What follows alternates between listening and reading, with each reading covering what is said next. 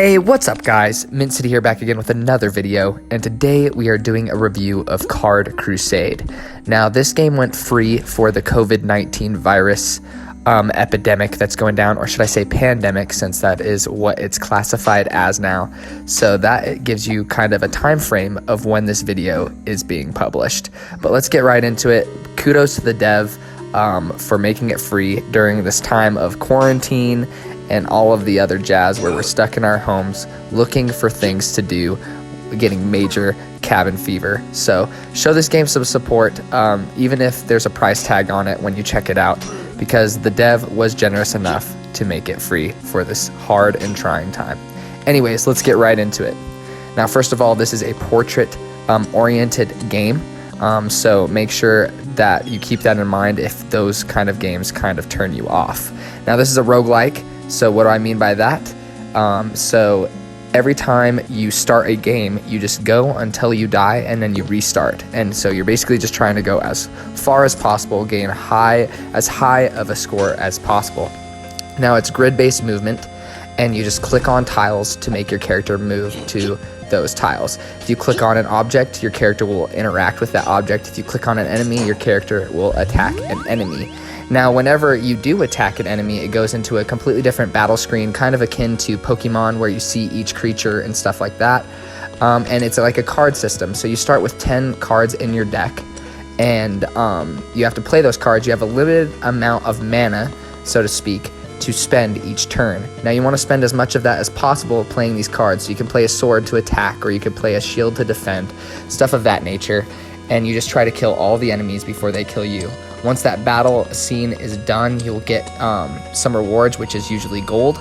And that gold is used to gain. The more gold you accrue over your run, and the more you save and the less you spend, the higher your score will be at the end of a run. So you don't want to just blow a ton of gold on everything. Like, if you feel like you're doing really well in one run, then just don't spend it at all.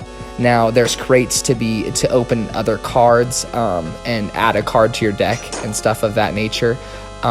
Or you can pass up on putting a card in your deck altogether, and it'll give you +5 gold, which will make it a higher score at the end of the run, like I've said before.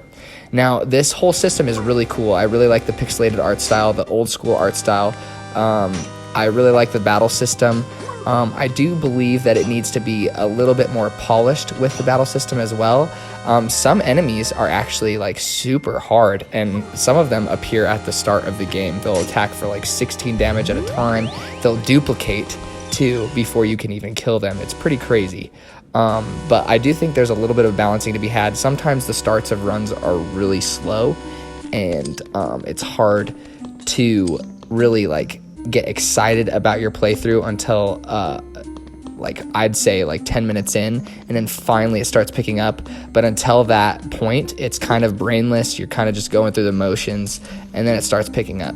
But that's kind of the negative with roguelikes and randomly generated dungeons and stuff of that nature. Sometimes it's just not, some runs are not as polished and as fun as others. So I don't know whether to chalk that up to the design choice, or it's just the nature of randomly generated dungeons.